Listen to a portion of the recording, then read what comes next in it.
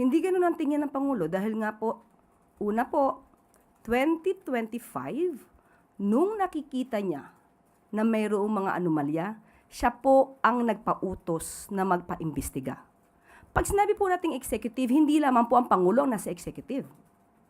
Kaya nga po, nagkaroon ng ICI, hindi lamang po nanatili na ad hoc committee ang mag-i-investigate, nag-create ng independent investigating body para po hindi masabing merong kino-cover up, lalong-lalo na patungkol sa DPWH.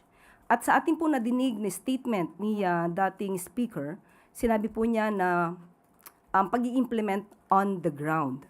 So, kaya nga po siguro sa ngayon, naiimbestigahan din po ang ibang mga naging opisyal ng DPWH.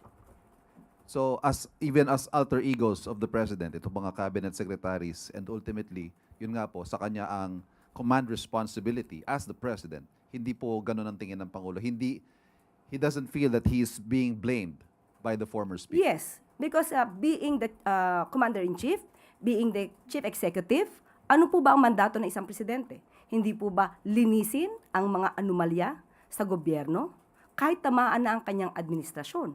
So ang ibig sabihin po nito, nung nakita niya, being the President, meron siyang obligasyon na paimbestigahan to at linisin ang kalat na nangyayari sa kanyang administrasyon, kung meron man.